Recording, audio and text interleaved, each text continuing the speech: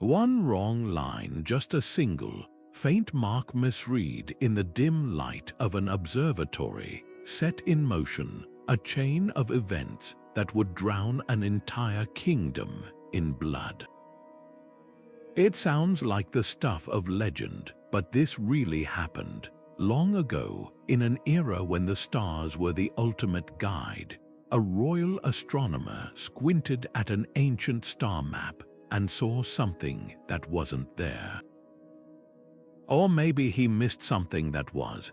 That tiny error, that fleeting moment of confusion, spiraled into a war so devastating its echoes still whisper through history. Today, we're peeling back the layers of this forgotten catastrophe, where astronomy met ambition and human fallibility rewrote the fate of a civilization. Picture this: a kingdom at its peak, its armies strong, its cities gleaming under the night sky. The ruler trusts his scholars implicitly, especially when it comes to the celestial charts that dictate everything from harvests to battle plans. But what if those charts were wrong, not just slightly off, but dangerously mistaken? The astronomer tasked with interpreting them was no amateur. He'd spent decades studying the heavens. Yet, under pressure to deliver answers, he traced a constellation's path incorrectly, mistaking a star's position by mere degrees. That slip sent the kingdom marching toward a neighboring realm, convinced the gods had promised them victory. The truth, though, the stars had never aligned in their favor. What followed was a tragedy of errors, miscommunication, pride, and the terrible cost of unchecked certainty. Battles were fought over a lie scribbled in the sky, alliances crumbled, cities burned, and by the time anyone realized the mistake, it was too late. This isn't just a story about ancient maps or forgotten wars. It's a warning about how easily confidence can twist into hubris, how a single overlooked detail can unravel everything. So how did it happen? Who paid the price? And what can we learn from a conflict born not out of malice, but a simple human mistake? Strap in, we're about to retrace the steps of a catastrophe written in the stars. In this ancient kingdom, the stars weren't just distant lights in the night sky, they were divine messengers, the very language of the gods. Every decision, from when to plant crops to when to wage war, hinged on their celestial whispers. The royal astrologers were more than scholars. They were the kingdom's unseen rulers, their interpretations carrying the weight of prophecy. Imagine a court where kings knelt before star charts instead of battle plans, where a single comet's path could alter the fate of thousands. These weren't just maps of the heavens, they were sacred blueprints for survival, meticulously copied and guarded like royal treasures. But this reverence came at a cost. The deeper the kingdom's faith in the stars, the more perilous any misreading became. A flawed prediction could send armies marching in the wrong direction or leave crops unplanted during crucial rains. The astrologers knew the stakes: one wrong calculation, and entire cities might starve, or worse, face the wrath of a king who believed the heavens had betrayed him. Yet no one dared question their accuracy. After all, who would challenge the wisdom of the cosmos? The most critical of these celestial guides was the Great Star Map, a sprawling parchment said to be divinely inspired, its constellations charted by the kingdom's first seers. Passed down through generations, it grew worn with age, its ink fading in places, its edges frayed. But tradition demanded its use, even as newer, more precise observations emerged. Loyalty to the old ways blinded them to a simple truth: maps, like the stars themselves, are not infallible. They're made by human hands, and human hands make mistakes. What made this obsession so dangerous wasn't just the reliance on the stars, it was the refusal to doubt. The kingdom's leaders treated celestial signs as absolute, forgetting that even the heavens shift over time.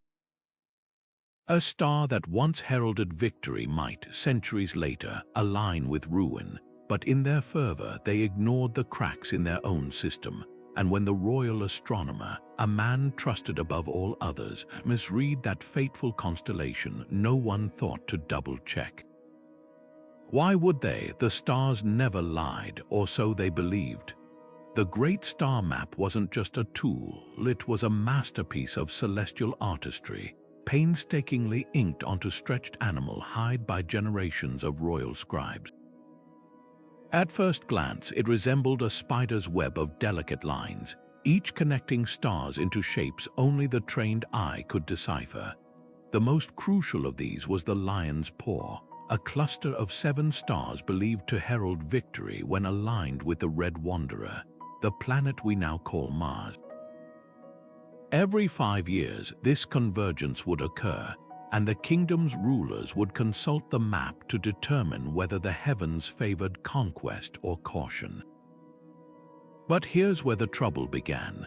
The map's original creators had drawn the lion's paw with 1 star slightly out of place, a tiny error lost in the grandeur of the design. Over decades of copying, that misaligned star drifted further from its true position, like a whispered secret distorting with each retelling. The scribes, reverent to a fault, replicated the mistake without question, assuming their predecessors had seen some divine pattern invisible to them. By the time the map reached the hands of the royal astronomer, that single star's position was off by nearly the width of a fingertip, a trivial gap on parchment, but a catastrophic miscalculation in the cosmos. The night the war began, the astronomer squinted at the heavens, then back at the map. The lion's paw was there, yes, but Mars lingered just beyond where the ancient ink claimed it should be. Tradition demanded action. The alignment was close enough. Surely the gods would forgive a minor discrepancy. What he didn't realize, that minor gap meant Mars wasn't in the lion's paw at all, but in the neighboring serpent's tail, a constellation synonymous with betrayal and famine. The map had lied. The heavens were screaming a warning, not a blessing. And so, with the confidence of a man who'd spent his life trusting ink over eyesight, the astronomer gave the fateful decree. The stars promised victory. Drums echoed, armies assembled.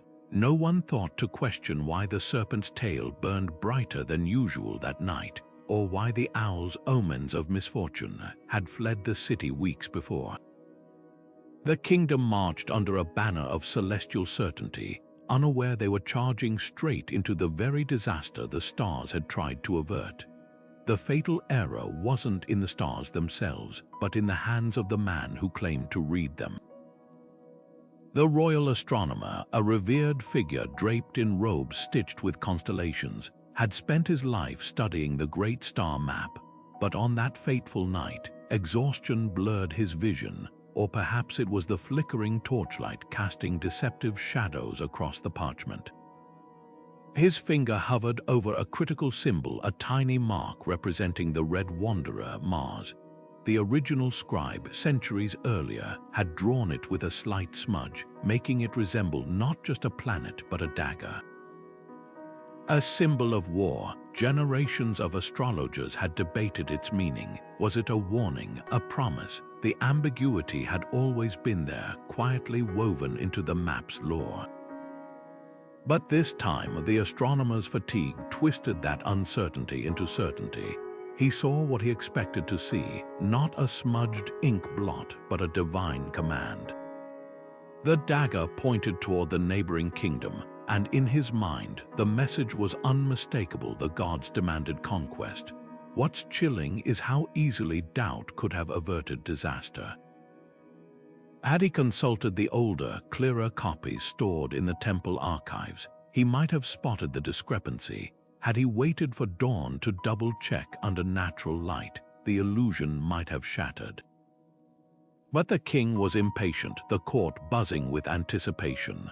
The astronomer's reputation hinged on delivering answers, not questions, so he silenced his unease and proclaimed the omen, Mars as a dagger, the lion's paw as its hilt. The heavens, he declared, had unsheathed a blade in their favor. The king, a ruler who'd built his reign on celestial counsel, never thought to second-guess the stars. Why would he? The map had guided his ancestors to victories, his father to prosperity. And so, with a single nod, he set the war drums pounding.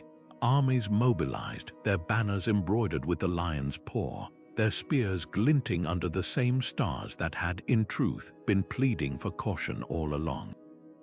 None of them realized the cruel irony. The dagger they marched under was never a weapon but a flaw in the parchment, a scratch of ink magnified by haste and hubris.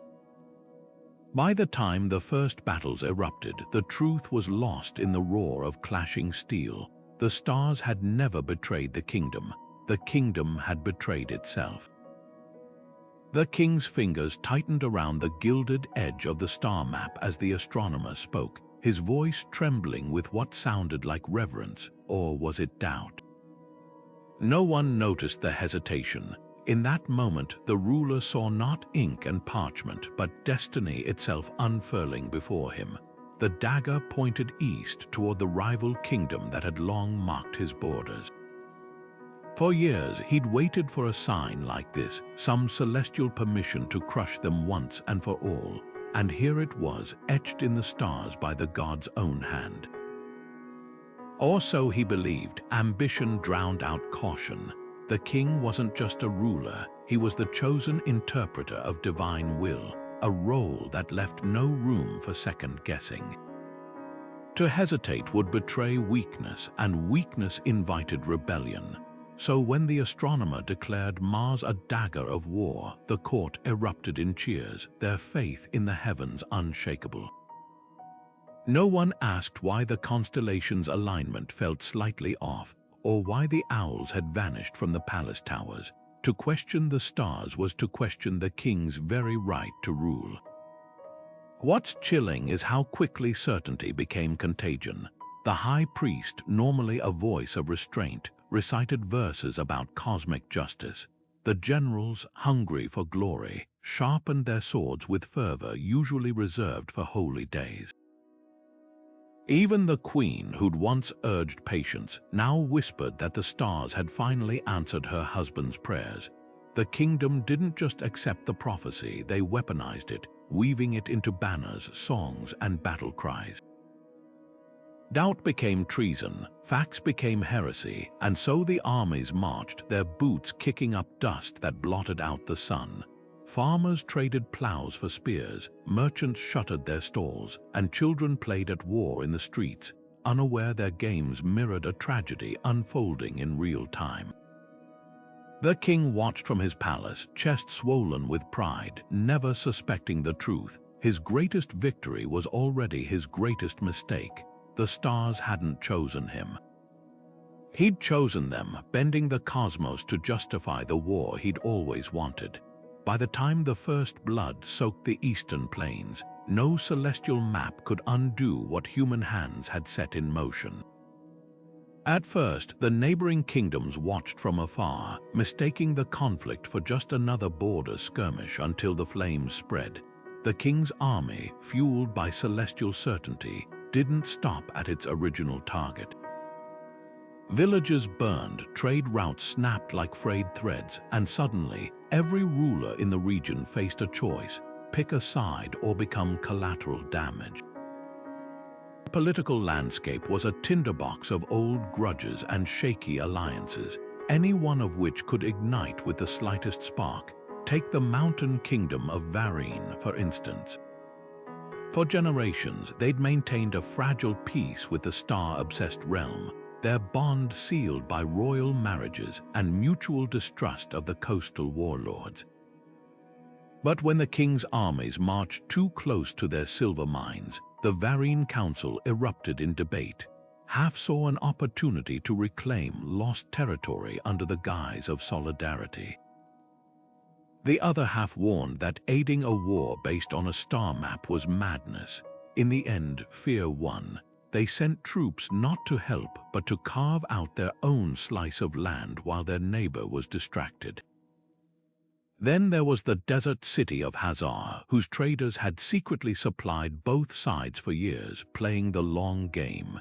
Their ruler, a pragmatic woman who cared more for spice routes than constellations, saw the chaos as a chance to rewrite the rules. She pledged ships to the king's cause, but her sailors carried more than soldiers, they carried whispers. Hazar's agents fanned dissent in every port, turning allies into suspects and suspects into enemies. By the time the king realized her betrayal, his coastal forts were burning, and Hazar's banners flew over what had once been his richest harbors, but the cruelest twist came from within. The king's own cousin, a general who'd once sworn loyalty under the lion's paw banner, defected to the enemy after a single lost battle. His reason, a midnight vision not of stars but of the kingdom's orphaned children. Or so he claimed. In truth, he'd been bribed with promises of a throne, his betrayal dressed up as righteousness. The moment his troops switched sides, the war's momentum shattered like glass.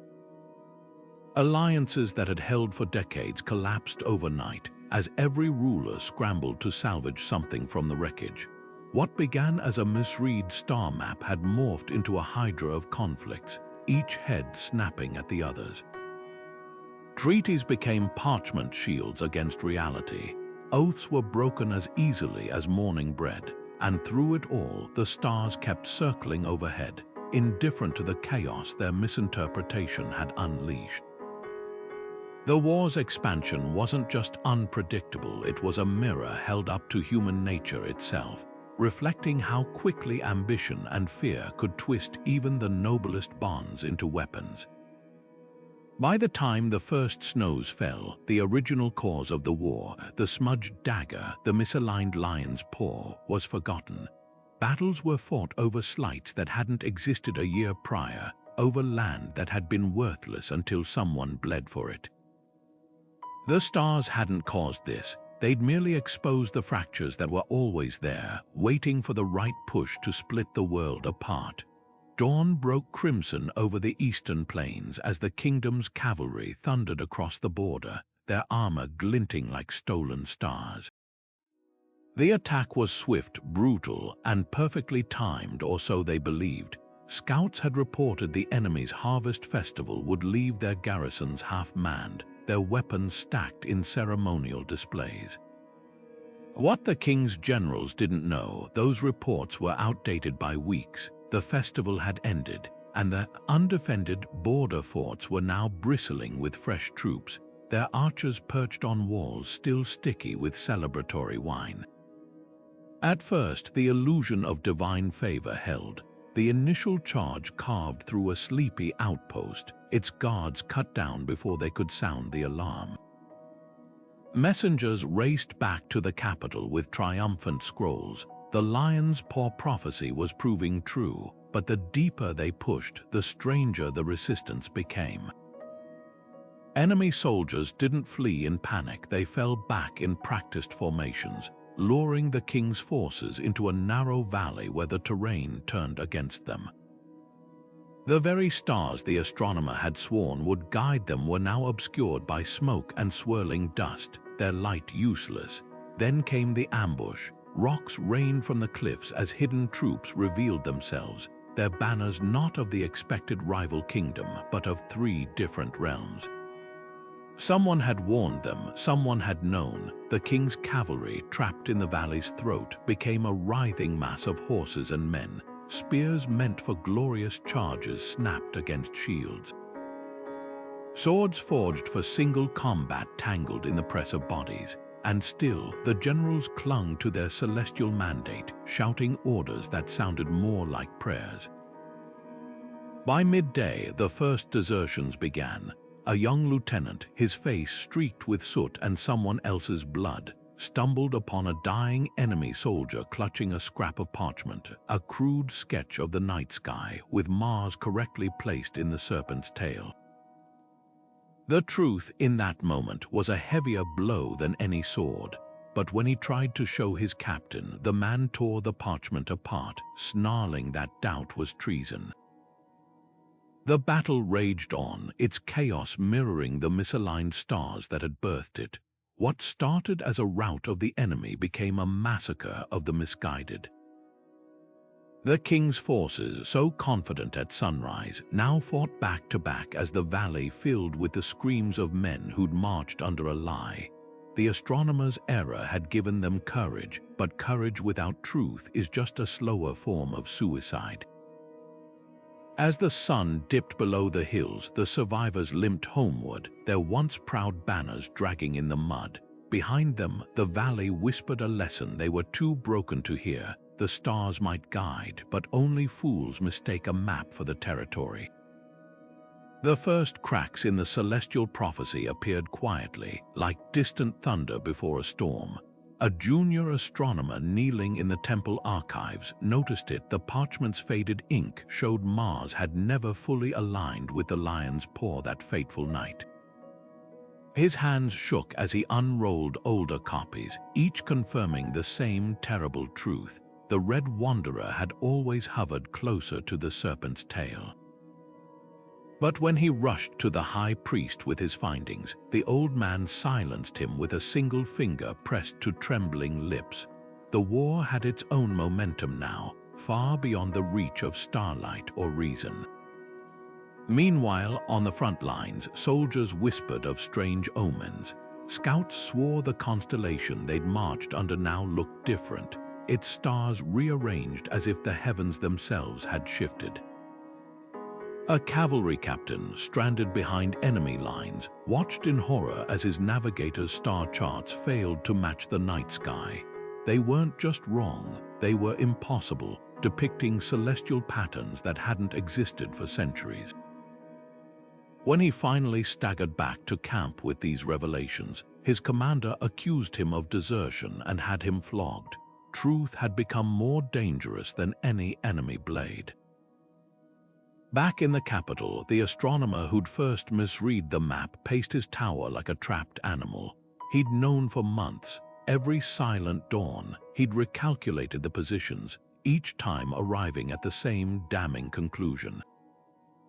But confession would mean more than his death. It would unravel the kingdom's entire belief system. So he burned his notes and let the lie fester, praying the war would end before the truth did. The final blow came from an unexpected quarter, the Queen. She'd always distrusted the stars, preferring earthbound signs, the flight of birds, the patterns of river currents. When her youngest son fell in battle, she demanded the royal scholars re-examine every celestial decree. Under her withering gaze, even the high priest faltered. The archives were searched. The original star map, brittle with age, was laid bare. And there, in the flickering torchlight, the truth was undeniable, not just a misaligned star, but an entire legacy of errors copied and recopied for generations. Yet by then, the war had grown teeth of its own. Armies no longer fought for prophecies, but for vengeance, for land, for survival. The king, his face gaunt from sleepless nights, stood before his people and declared the stars had tested them, that true faith meant fighting even when the heavens went dark. But the damage was done. Farmers hid their sons from conscription, merchants smuggled gold to safer lands, and in the temples, once revered astronomers found their doors barred, their wisdom now called madness. The very cosmos they'd spent lifetimes worshipping had become a silent witness to their undoing. What began as a scribe's smudged ink had spiraled into something far worse, not just a military disaster, but a crisis of belief. A kingdom that had built its identity on celestial certainty now faced a terrifying question. If the stars could lie, what else had they gotten wrong? The answer, when it came, wouldn't be written in the night sky. It would be carved into the ruins of their own making. At first, the enemy kingdoms reeled from the sudden invasion, their scouts scrambling to make sense of an attack that defied all reason. Why strike now, in the lean season when armies should be guarding their granaries? But as the dust settled, their spies brought back whispers of celestial prophecies and royal astronomers gone half mad with zeal. That's when their strategists saw the fatal flaw. Their enemy wasn't just following the stars, they were enslaved to them. The coastal warlords were the first to adapt. Their generals, raised on tides and trade winds rather than star charts, realized the kingdom's movements followed predictable celestial patterns, so they staged retreats during auspicious lunar phases, luring their foes into swampy ground where the night sky blurred behind thick mist. Without visible constellations to guide them, the king's troops floundered like lost children, their formations collapsing under arrows fired from darkness. Meanwhile, the mountain clans turned superstition into a weapon. Their shamans staged elaborate ruses, painting false star maps on captured scout skin, releasing lanterns to mimic celestial omens. When the king's army advanced under what they believed was a favorable alignment, they found the high passes empty, until avalanches timed to the hour of a fabricated eclipse buried entire regiments alive. The very certainty that had once fueled their conquest now left them vulnerable to every trick of light and shadow. But the cruelest stroke came from the desert nomads who'd long traded with both sides. They fed the kingdom's scouts deliberate misinformation, whispering of a great celestial conjunction that would guarantee victory at the Black Sands. The king's forces marched eagerly into that barren basin, only to find the enemy had dammed the underground springs months prior. As the sun rose, the sands became a kiln. Men dropped beneath armor turned scalding, their lips cracking as they cursed not the enemy, but the stars that had abandoned them. With each defeat, the kingdom's celestial dogma unraveled further. Soldiers began hiding astrologers' reports, trusting their own instincts instead. One general even ordered his navigators to flip their star charts upside down, figuring the enemy would never anticipate such heresy. It worked for exactly one battle. By then, the rival kingdoms had tasted blood. They no longer just defended their lands, they coordinated strikes timed to the king's own celestial calendar, using his faith against him like a lodestone guiding him toward ruin. The final humiliation came at the Battle of Twin Rivers, where enemy banners flew not just earthly symbols, but embroidered constellations, distorted versions of the lion's paw, its stars rearranged into a mocking grin. As the king's vanguard charged, they found the riverbanks lined with mirrors, reflecting the night sky in splintered fragments. For the first time in living memory, warriors hesitated mid-charge, their certainty fractured like the false heavens shimmering at their feet. That night, the stars watched silently as the kingdom learned the hardest lesson of all.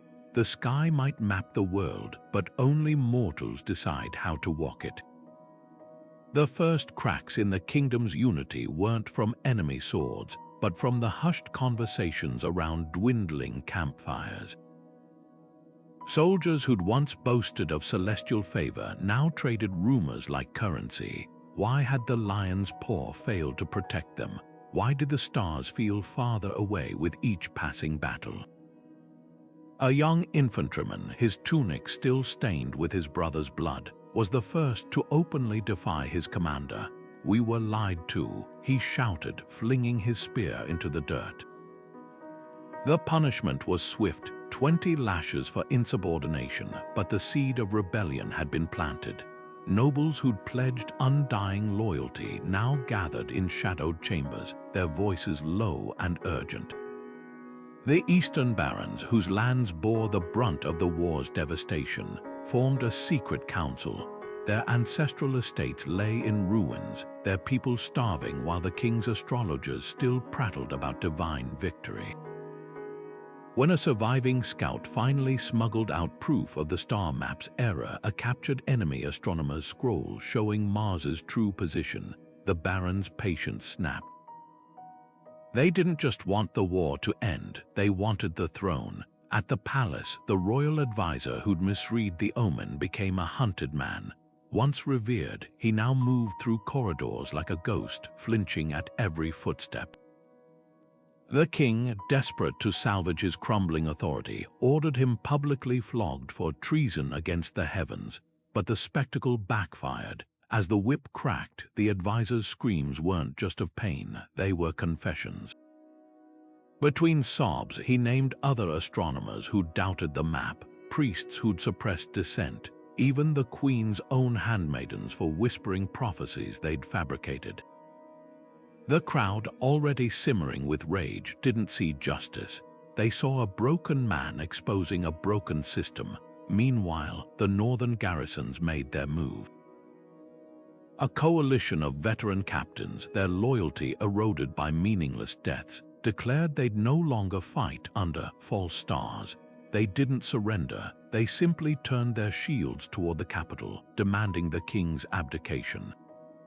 Farmers who'd hidden their sons from conscription now armed them with scythes and hunting bows, forming ragged militias to defend their villages from both invaders and the king's tax collectors. The war had become a three-front nightmare: the enemy outside, the rebels within, and the slow rot of faith in everything the kingdom had once held sacred. In the end, the rebellion wasn't a single dramatic coup, but death by 1,000 cuts. The king's most trusted general refused to execute deserters, instead smuggling them to safety. Tax revenues vanished into the pockets of corrupt officials who'd already chosen sides. Even the royal mint became a battleground, as counterfeit coins stamped with the serpent's tail flooded the markets, a silent mockery of the celestial lies that had started it all. The kingdom wasn't just losing a war, it was unraveling thread by thread under the weight of a mistake written in ink and amplified by blind conviction. The capital's walls, once gleaming white under the watchful stars, now stood streaked with soot and blood as the enemy's siege engines loomed like skeletal giants on the horizon. Inside, the streets echoed with a new kind of silence, not the hush of reverence for the heavens, but the numb quiet of a people who'd run out of curses to spit at the sky. Storehouses that should have held grain for years stood hollow, their contents long since rationed to soldiers who died in far-off battles. Children with sunken cheeks played at war with sticks, their games grim reflections of the real arrows thudding into the city gates each dawn. At the palace, the king paced his star chamber like a caged beast, his robes hanging loose on a frame gaunt from months of half meals and sleepless nights. His advisors had stopped bringing him battlefield reports. There was nothing left to report. The northern provinces had seceded. The southern lords had bartered separate pieces. Even the royal guard, those sworn to die for the lion's paw banner, now eyed the exits with the calculating stares of men who preferred living to legend. Yet still, the king clutched his frayed star map, tracing the same misaligned constellation that had started it all, as if sheer willpower could rewrite the heavens. Outside the walls, the enemy's strategy was merciless in its simplicity. They didn't waste soldiers on futile assaults. They let hunger do the work for them. Farmers who'd once supplied the capital now sold their wares to besiegers at triple the price. Deserters slid down ropes under cover of darkness, only to be greeted not with swords, but with bread and promises of amnesty.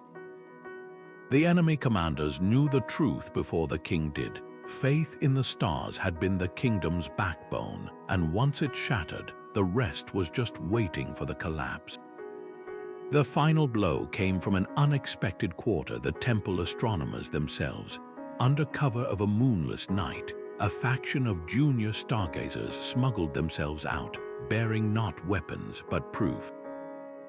They carried centuries-old celestial logs showing how the great star map's errors had compounded over generations, how every victory foretold had been retroactively rewritten to fit the facts. When these documents fluttered down into the enemy camp like surrender leaflets, the opposing general did something brilliant. He had them copied and shot back into the city on fire arrows. Not to burn, but to scatter the truth like embers among tinder.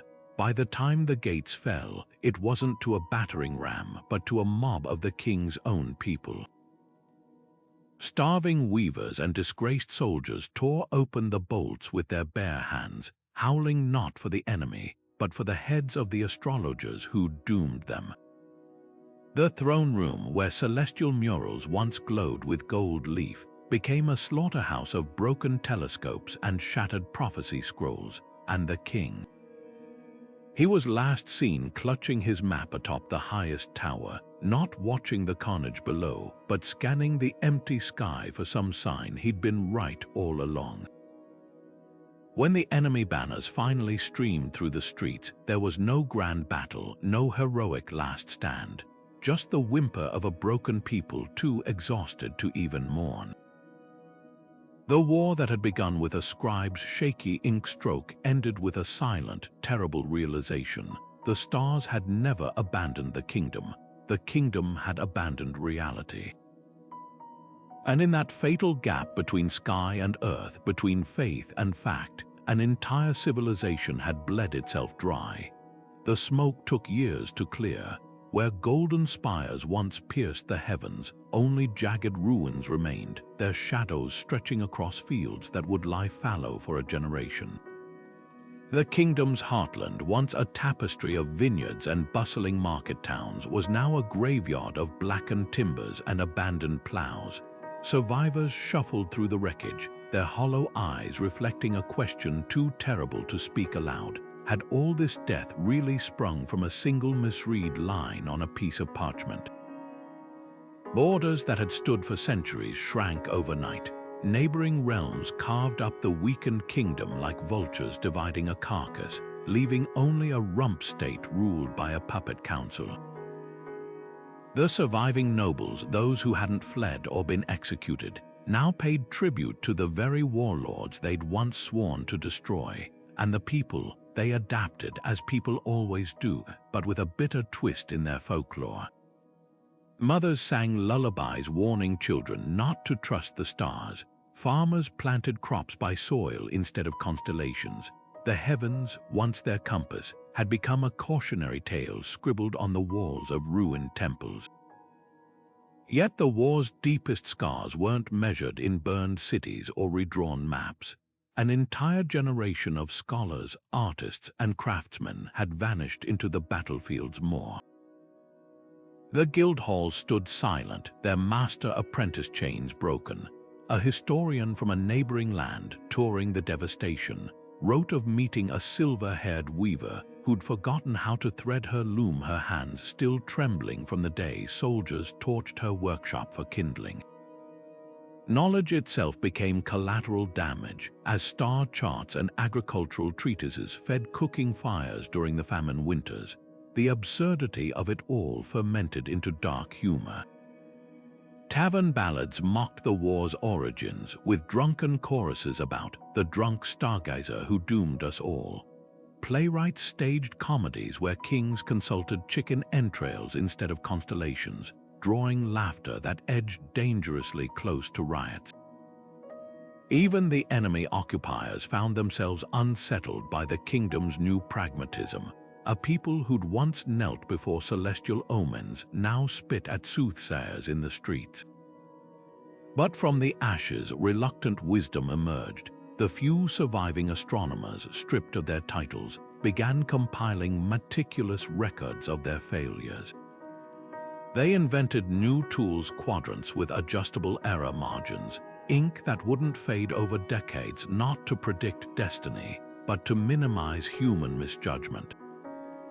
A disgraced general turned schoolteacher made questioning orders the first lesson for every child. And when a foreign ambassador offered to restore the kingdom's glory in exchange for one last holy war, the council's reply became legend. We'll trust the stars again when they learn to apologize. The war's greatest irony, in their ruin, they became the one thing their ancestors had never valued: realists. The night sky still turned above them, beautiful and indifferent, but no one mistook it for a roadmap anymore. The stars hadn't caused the war, human arrogance had. And that, perhaps, was the hardest lesson of all to swallow. The royal astronomer survived the war, though survival might have been the cruelest fate of all. Stripped of his title and robes, he wandered the ravaged countryside like a ghost, recognized occasionally by veterans who'd once trembled at his celestial pronouncements. Some spat at his feet, others, hollow-eyed from lost suns, simply stared through him as if he were already dead. The new rulers had considered execution. What better way to symbolize the old regime's folly? But a scribe in the conqueror's court argued otherwise. "Let him live," the scribe wrote, as walking proof that the heavens need no interpreters. For years, the broken advisor haunted the ruins of the great observatory, scratching corrections into the soot-blackened walls. Visitors reported finding him whispering to the stars on clear nights, not with authority, but with the desperate apologies of a man who'd finally learned humility. Local children, too young to remember the war, dared each other to touch his threadbare cloak for luck, unaware they were taunting the architect of their parents' ruin. The weight of his error crushed him slowly. He'd been wrong about the stars, yes, but even more catastrophically wrong about human nature. In his final days, when a traveling physician offered him poppy milk for the pain, he refused with a rasping laugh. "I earned every ache," he said. The physician later told scholars the old man's last words weren't about constellations or prophecies, but something far simpler. Next time, look twice.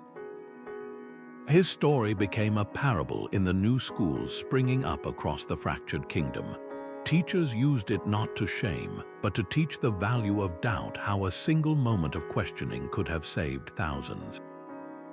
The irony, modern astronomers now study his surviving scrolls not for their accuracy, but as the most detailed record of how easily brilliance can blind itself. His legacy wasn't in the stars he misread, but in the generations who learned from his catastrophic certainty. And somewhere beyond history's gaze, in the quiet between heartbeats, his lesson lingers. The most dangerous mistakes aren't made by fools, but by those too convinced of their own infallibility to double-check the ink. Before the war, astronomers had walked the palace halls like living bridges between earth and heaven, their every whisper treated as divine insight. Now they shuffled through the streets like beggars, their star charts crumpled into kindling. The very title, Royal Stargazer, became a slur hurled at charlatans and fools. Parents who'd once prayed for their children to join the celestial scholars now hid them from the profession, as if astronomy itself were a plague. The stars hadn't changed, but humanity's faith in them had shattered like a dropped telescope lens. In the power vacuum left by disgraced astrologers, a new breed of advisors rose. Surveyors who mapped land instead of skies, engineers who measured irrigation channels with knotted ropes, physicians who tracked fevers by moon cycles rather than constellations. The Provisional Council's first decree banned celestial omens from military planning, replacing them with scout reports and grain yield calculations. When a junior scribe dared suggest consulting an eclipse forecast for the planting season, the chamber erupted in jeers so loud the pigeons fled the rafters. Yet the most profound shift wasn't in the halls of power, but in the markets and farmsteads. Blacksmiths who'd once timed their forge work to planetary alignments now judged metal quality by its glow under the hammer. Midwives discarded astrological birth charts in favor of cleanliness and herb poultices. Even fishermen, men traditionally the most superstitious of trades, began trusting tide patterns over the moon's phases. The stars still gleamed above the nightly tavern debates, but now they were just lights, not arbiters of fate. Ironically, this collapse of celestial authority birthed something unexpected: curiosity. Freed from the dogma that every celestial event held preordained meaning, a new generation began observing the heavens purely to understand their mechanics. A failed poet-turned-glass grinder assembled the kingdom's first refracting lens not to divine fortunes, but to count craters on the moon. Farmers pooled coins to buy an abandoned observatory's quadrant, using it to track seasonal rains rather than omens. The stars, stripped of their mystical weight, became objects of study rather than worship. By the time foreign scholars visited to document the war's aftermath, they found a people both wiser and wearier. The kingdom's children could name more edible weeds than constellations. Its elders spoke of comets as pretty lights rather than portents. When asked what lesson the stars had taught them, a miller's daughter, her arms scarred from a siege fire, gave the answer that would later be carved into the council's threshold. The sky doesn't rule us. We rule ourselves. The heavens remained vast, beautiful, and utterly indifferent, and for the first time in centuries, that was enough. Centuries may have passed since that fateful Misread star map, but the pattern remains eerily familiar. Today's world runs on its own kind of celestial navigation. We've swapped parchment scrolls for spreadsheets, astrologers for algorithms, yet the same fatal flaw persists: blind trust in systems we barely question. Think about the last time you followed a GPS route into a dead-end street, or watched a stock market crash triggered by automated trading glitches. These aren't just inconveniences, they're modern echoes of that ancient kingdom's downfall, where a single error multiplied through layers of unchecked certainty. Take the financial sector, where algorithmic trading dominates global markets. In 2010, a flash crash wiped nearly $1 trillion off Wall Street in minutes, all because one flawed line of code misinterpreted market data. Like the astronomer's smudged map, the mistake was tiny, the consequences catastrophic, and just like the king's generals, human overseers initially doubled down, convinced their systems couldn't fail. It took independent analysts to spot the truth. The algorithm had been trained on incomplete data, mistaking noise for patterns. Sound familiar? Then there's healthcare, where diagnostic algorithms increasingly guide life or death decisions. A study in 2021 found that an AI tool used to prioritize hospital care systematically underestimated illness severity in Black patients, not out of malice, but because its training data underrepresented their symptoms. The result: delayed treatments, preventable suffering. Like the stargazers of old, the programmers hadn't thought to question their inputs. They'd built a map of reality that didn't match the territory. But here's where history's lesson becomes urgent. Unlike the ancient kingdom, we have the tools to catch these errors before they spiral.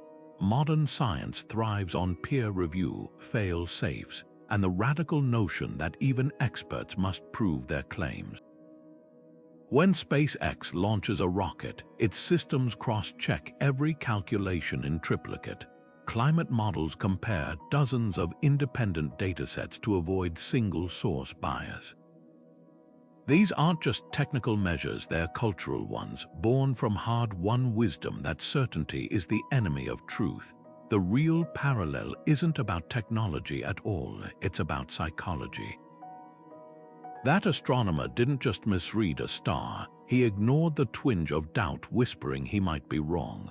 Today, we call this confirmation bias, our tendency to favor information that fits our beliefs. From social media filters reinforcing political divides to executives cherry-picking data to justify bad decisions, the mechanism hasn't changed, only the stakes have. Perhaps the most haunting similarity is how power distorts reality. The king's court didn't question the flawed prophecy because dissent was dangerous. Modern institutions, whether corporations or governments, often fall into the same trap, punishing whistleblowers, dismissing inconvenient facts. Consider the Boeing 737 MAX crashes, where engineers' warnings about faulty sensors were overridden by management's rush to compete. 18 lives lost, billions in damages, all because, like the ancient astrologers, Those in charge couldn't admit their system was broken. Yet history's darkest lessons carry seeds of hope. That fallen kingdom's greatest legacy wasn't its ruin. It was the survivors who rebuilt their world with humility hardwired into its foundations. Today, we stand at a similar crossroads. Will we treat algorithms as infallible oracles or as tools that demand constant scrutiny? Will we reward those who speak inconvenient truths or silence them as threats? The stars haven't changed, but we can. Every time a pilot cross-checks autopilot readings, every time a scientist publishes negative results, every time a journalist questions official narratives, they're breaking the ancient cycle. Not with grand gestures, but with the quiet courage to say, "Let me check that again." After all, progress doesn't come from perfect maps. It comes from knowing when to look up from the page and see the world as it really is. The soil of the ancient kingdom still coughs up relics of its fatal war, each artifact a silent scream from the past.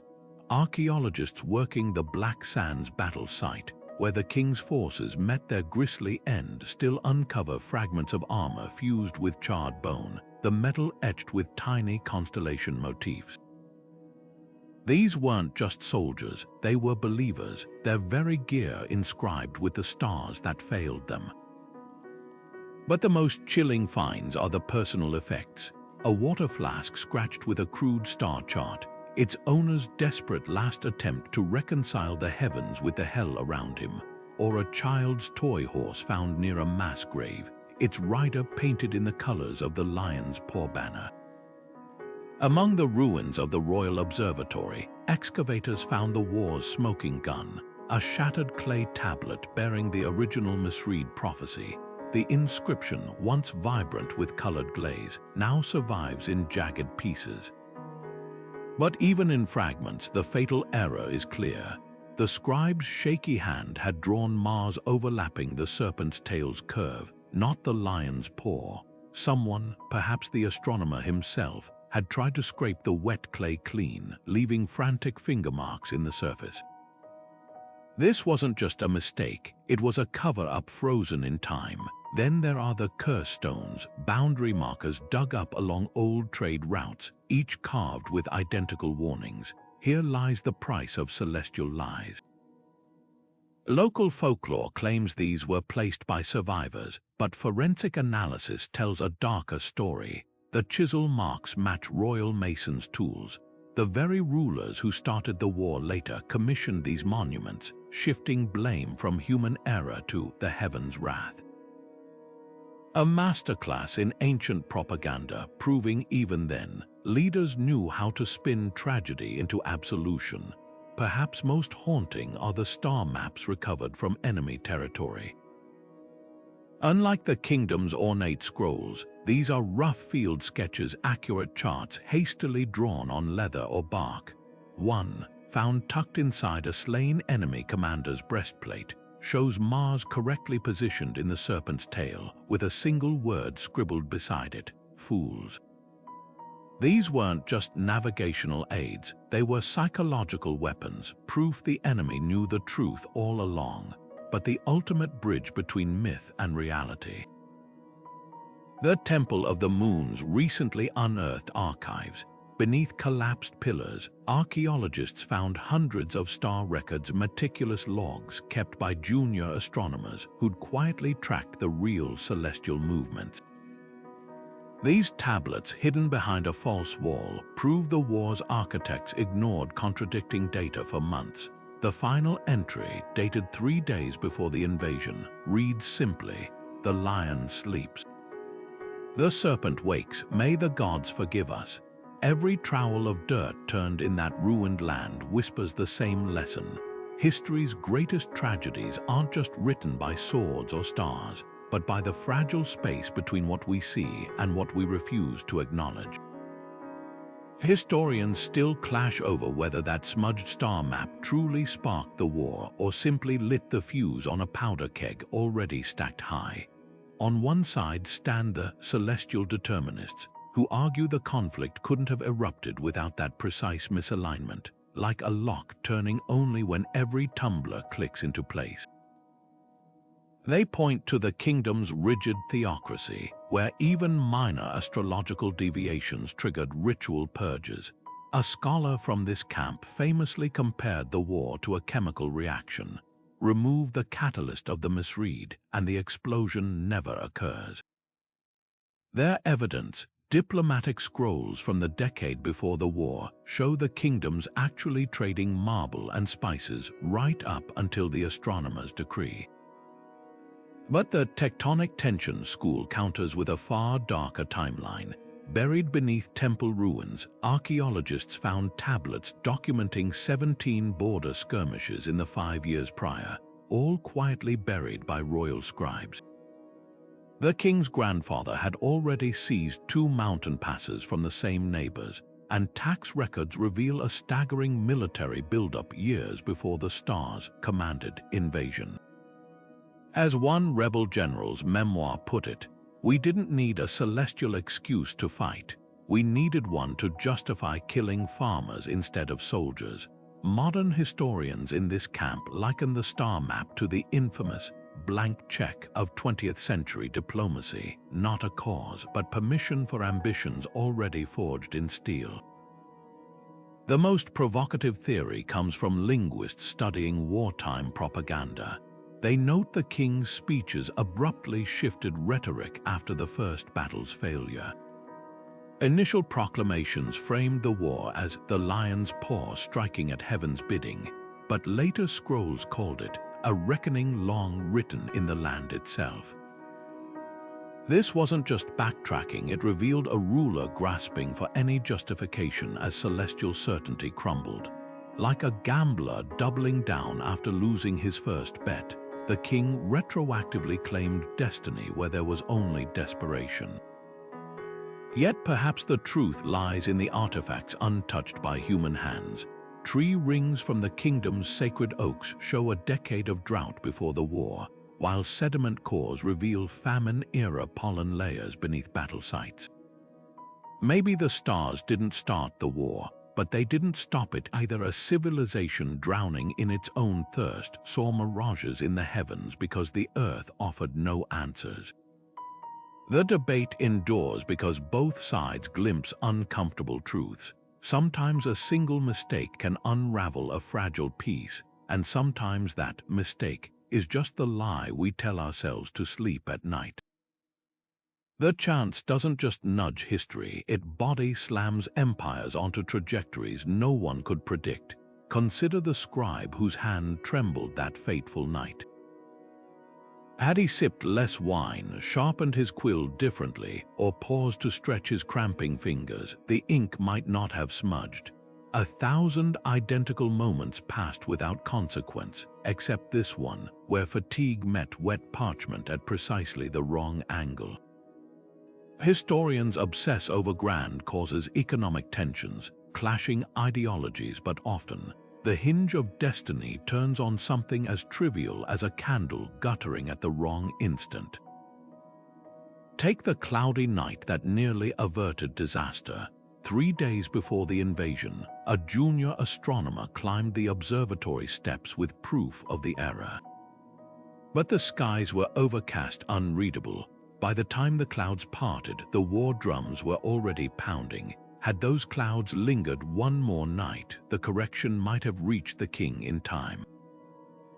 Instead, they dissipated like the kingdom's last chance at peace. Meteorology isn't just small talk. It's the unseen hand shuffling humanity's deck. Even attention spans shaped this tragedy. The royal advisor who double-checked star charts had been up since dawn mediating a petty feud between grain merchants. Exhaustion dulled his focus just enough to miss the discrepancy. Had those merchants resolved their dispute peacefully, had the advisor taken a midday nap, history might remember this kingdom for its observatories rather than its oblivion. The chain of causation stretches back endlessly. A merchant's bad night's sleep, a scribe's sore wrist, a cloud bank drifting east instead of west, the cruelest twist. These weren't even the era's most consequential accidents.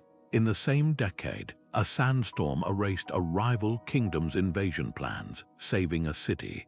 A scribe's sneeze corrupted a peace treaty's wording, extending a war by years. History isn't a chess game of calculated moves. It's more like dice tumbling down temple stairs, landing in patterns we pretend were inevitable.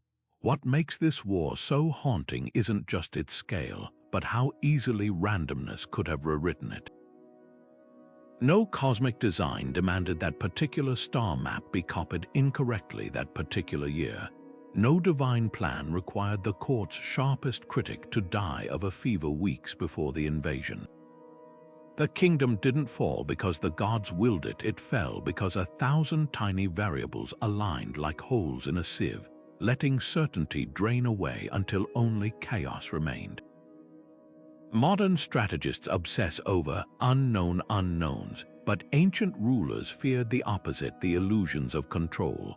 Their astronomers plotted comets like trained schedules. Their generals mistook constellations for battle plans. We smirk at their superstitions, yet how different are we? Stock markets convulse over a typo in a news headline. Elections swing on a candidate's sore throat during a debate. The lesson isn't that preparation is futile, it's that the universe reserves the right to laugh at our plans.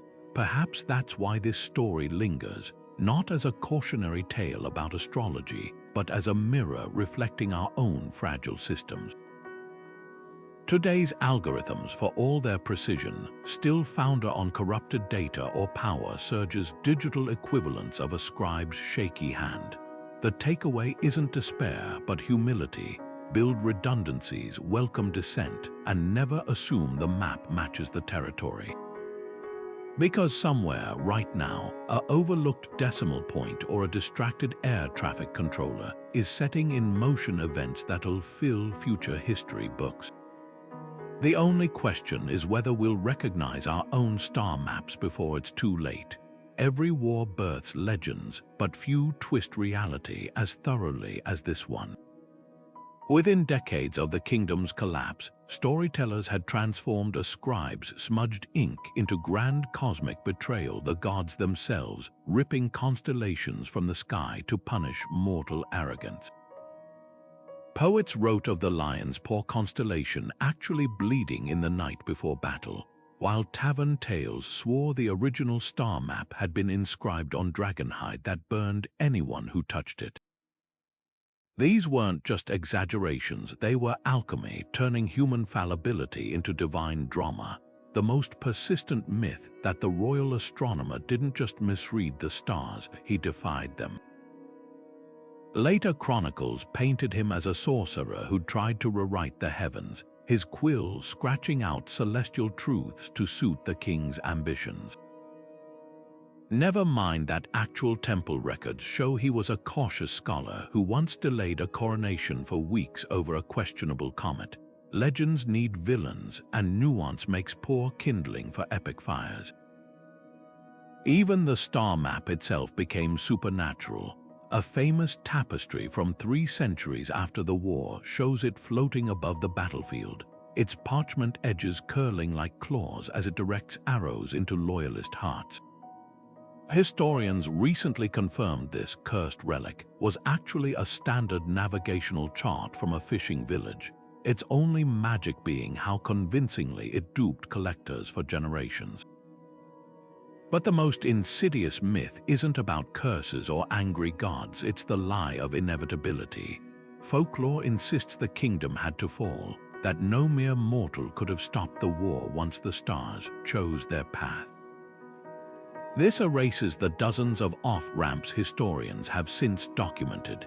The border captain who nearly intercepted the invasion order until his horse threw a shoe, the court scribe who buried a corrected star chart in the royal garden, found 600 years later by a gardener's shovel. The tragedy wasn't written in the stars, it was scribbled in the margins by people too afraid to speak louder. Modern archaeologists face this myth-making firsthand. Last year, a dig near the old capital uncovered a soldier's diary, its pages detailing how his regiment had knowingly marched under an inauspicious comet. "The priests say it's bad luck," he wrote, "but the king says luck is what swords make." This tiny parchment scrap unravels centuries of fatalism. The stars didn't doom the kingdom. Choices did. Perhaps the war's true legacy isn't in the legends it spawned, but in how those legends comfort us. It's easier to blame capricious gods or enchanted maps than confront the terrifying truth. Civilization hangs by threads as thin as a drowsy scribe's attention span. We invent curses because the alternative, admitting how easily a tired man's mistake can drown the world in blood, is too heavy to carry. But carry it we must. Because the next war won't start with a celestial omen. It'll start with someone, somewhere, too rushed or too proud to double-check their work. Art has a way of stitching wounds into tapestries, and the war that shattered this kingdom was no exception. Within years of the last battle's echo, poets were already weaving the catastrophe into verse, not to document facts, but to make the unbearable fathomable. The earliest surviving elegy, scratched onto a clay shard by a soldier's widow, doesn't mention star maps or kings. It describes the moment she realized her husband's armor would never clatter in the doorway again, comparing his absence to a constellation erased by dawn. Personal grief became universal metaphor, transforming raw loss into something mourners could hold in their hands like a smoothed river stone. Playwrights took a sharper tone. A century later, the comedy The Astronomer's Revenge packed theaters with its farcical portrayal of bumbling stargazers.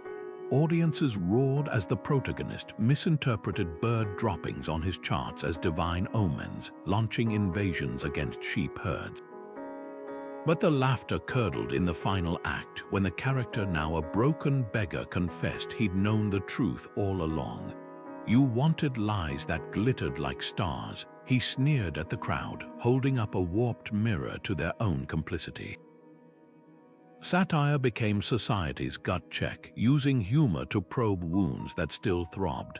Visual artists faced a trickier challenge: how to paint the unpaintable.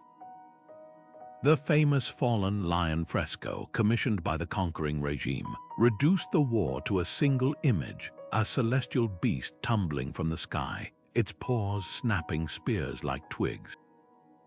Propaganda, yes, but also a masterclass in symbolic shorthand. Meanwhile, underground artisans smuggled subversion into pottery designs, bowls glazed with constellations that only aligned correctly when filled with wine and thus tilted, a sly nod to the intoxication of power. Even functional objects became protest art. The war's musical legacy proved most haunting. Lullabies from the border regions still carry a peculiar lyric: "Sleep beneath the serpent's tail, child, where daggers dare not follow." Musicologists trace this to refugee camps where mothers twisted the enemy's victorious emblem into a protective charm. Defiance hid in lullabies, history in nursery rhymes. Yet the most revealing depictions emerged generations later, when the war ceased to be memory and became myth. Romantic-era poets recast the astronomer as a tragic visionary, a man who loved the stars too dearly, conveniently ignoring his fatal arrogance. Nationalist painters draped the king in Christ-like robes, pierced by arrows labeled betrayal. Each era remade the catastrophe in its own image, revealing less about the past than about the present's obsessions. Modern artists take a different tack. A recent installation in the capital's ruins projects reconstructed star maps onto crumbling walls, the constellations warping as they meet cracks in the stone. The effect is visceral, knowledge colliding with the limits of human perception.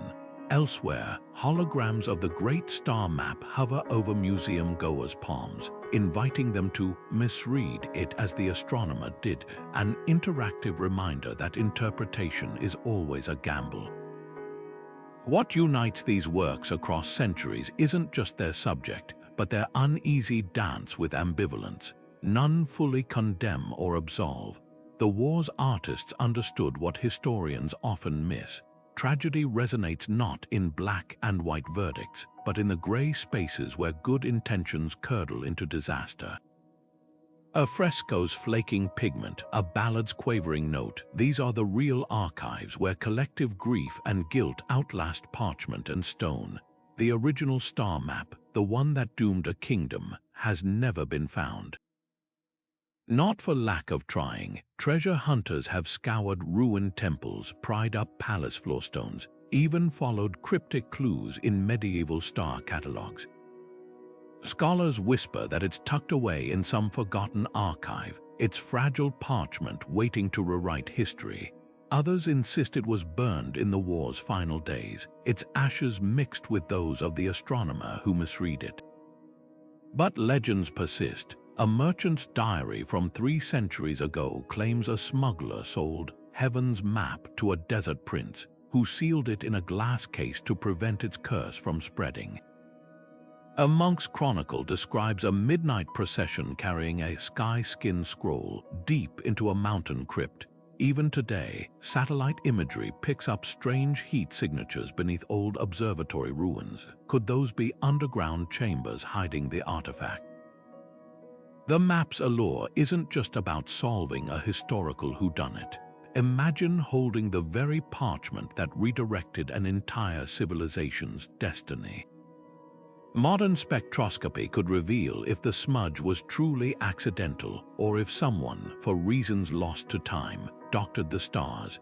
Infrared scans might uncover erased corrections in the margins, proof that doubt flickered before certainty hardened. Every crease and stain would tell a story. Wine spills from frantic consultations, tear marks from the junior astronomer who tried to sound the alarm. Then there's the darker possibility. What if the map wasn't wrong at all?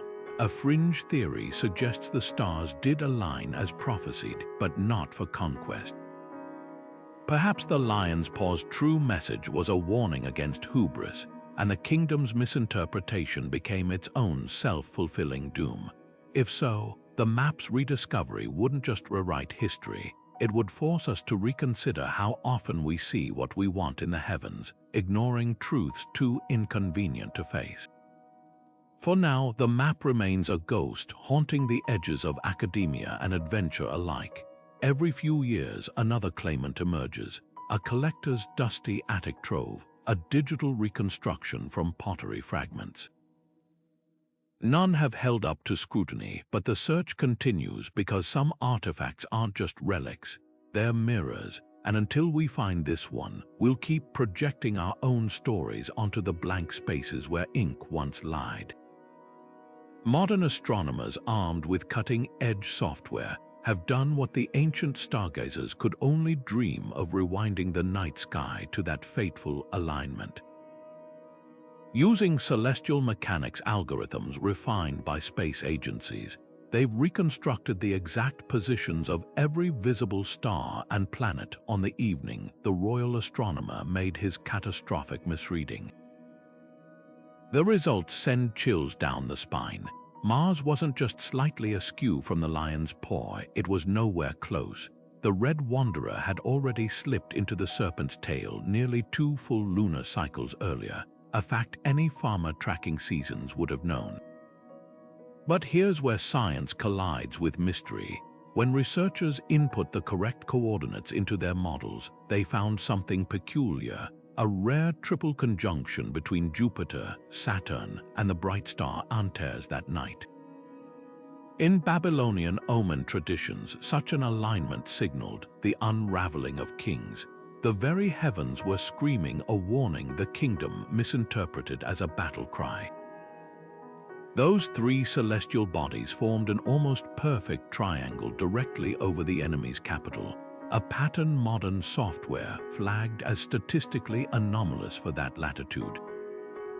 The ancient astrologers weren't entirely wrong about the sky's message. They just read the wrong page of its cosmic playbook. Deeper analysis reveals an even crueler twist.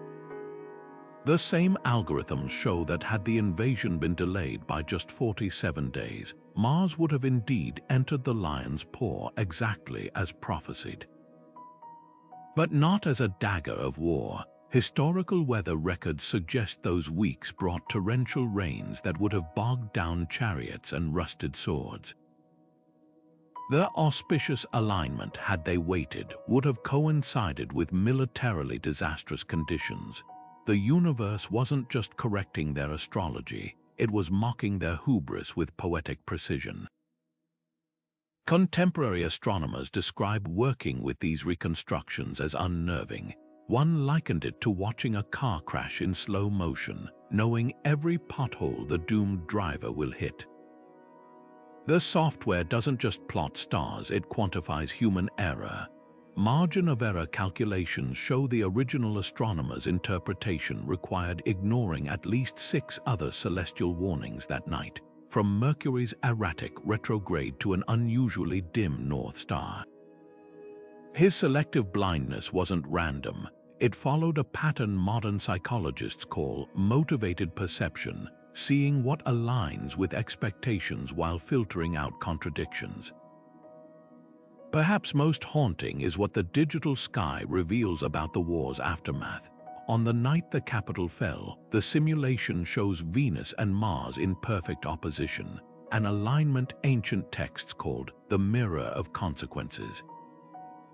Directly between them hung the shattered remnants of a comet that had passed months earlier, its debris field now reflecting the red and white light of both planets. To any survivor glancing upward, it would have looked like the sky itself was bleeding. These celestial forensics don't just solve a historical puzzle, they rewrite our understanding of ancient astronomy. The stargazers weren't primitive mystics. Their charts, when deciphered correctly, prove startlingly accurate. The tragedy wasn't ignorance of the stars, but the human tendency to force them into narratives. Today's astronomers whisper an uncomfortable truth. With all our technology, we still project meaning onto the cosmos. The software can reconstruct the past, but it can't stop us from repeating its mistakes. At the heart of this catastrophe lies a question that still haunts us today. What responsibility do interpreters bear when their translations shape destinies? The royal astronomer wasn't just a scholar. He was a gatekeeper between heaven and earth, wielding authority that could mobilize armies or condemn villages to starvation. His wasn't a simple clerical error. It was a failure of stewardship over knowledge that others treated as divine law. But can we truly blame one man when the entire system elevated his word above questioning? This is the paradox of sacred interpretation. The more absolute the trust in the translator, the more catastrophic their mistakes become. Consider the scribes who copied the great star map over generations. Each time they replicated the smudged dagger symbol, they reinforced an error they couldn't perceive. Their task wasn't to question, but to preserve a fidelity to tradition that became complicity in disaster.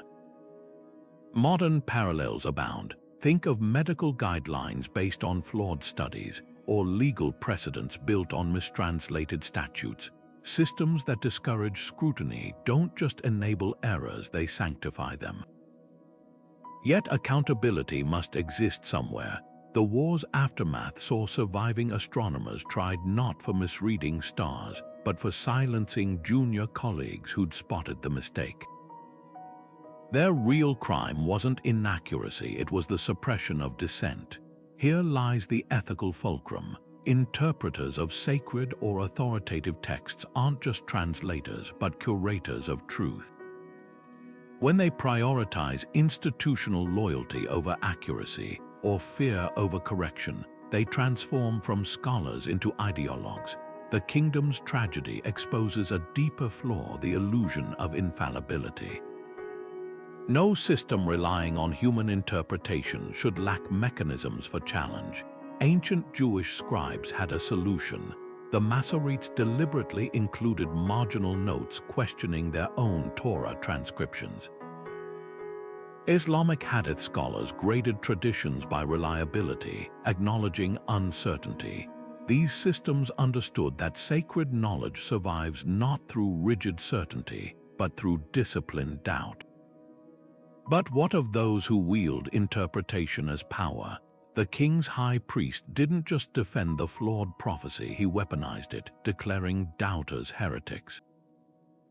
This corruption of custodianship repeats through history, from medieval bishops burning alternative Bibles to modern algorithms suppressing dissent under the guise of community standards. The most dangerous interpreters aren't the mistaken, but those who mistake authority for truth. Perhaps the war's greatest lesson is that no text, celestial or otherwise, is truly sacred. Only the lives it impacts are.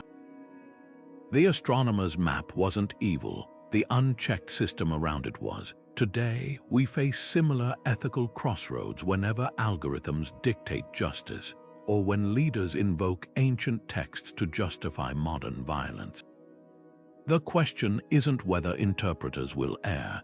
They will, but whether we've built systems that catch those errors before they cascade into catastrophe. After all, the stars never demanded blind obedience. Only humans do. The stars still turn above us, just as they did on the night that doomed kingdom cold, distant, and utterly indifferent to human folly. That ancient war wasn't lost in the heavens, but in the space between observation and interpretation, between reverence and rigidity. A single misaligned star didn't drown a civilization in blood. A system that punished doubt did. Today, we face our own versions of that star map, algorithms we treat as oracles, ideologies we defend like scripture, data we cherry-pick to fit narratives. The tragedy isn't in trusting knowledge, it's in refusing to question it. Consider how often we outsource judgment to systems just as fallible as that astronomer's quill. Stock trades triggered by glitchy bots, medical diagnoses skewed by biased datasets, even social media feeds that reshape reality through opaque algorithms.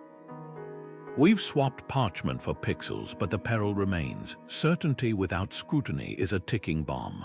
The kingdom's survivors learned this too late, carving their hard-won wisdom into boundary stones. Trust but trace the ink. Yet there's hope in the wreckage. Modern science thrives on peer review precisely because lone geniuses make mistakes. Space agencies cross-check celestial calculations with independent teams, not out of paranoia, but because they know the cost of unchecked certainty. When engineers build bridges, they overdesign for margins of error, acknowledging human fallibility in steel and concrete. These aren't just protocols, they're cultural antibodies against the disease that killed that kingdom. The war's real lesson isn't about astrology, it's about accountability. The astronomer's gravest error wasn't misreading the map, it was staying silent once he suspected the truth. Today, whistleblowers and audit trails exist because societies that survive understand. Transparency isn't distrust, it's oxygen. From climate models inviting peer critique to open-source software crowdsourcing bug fixes, our best defenses against catastrophe are systems that welcome challenges. So could it happen again? Not identically, but the ingredients remain. Anywhere dogma overrules evidence, where dissent is dismissed as disloyalty, where leaders confuse conviction with competence, the seeds of that ancient tragedy wait to sprout.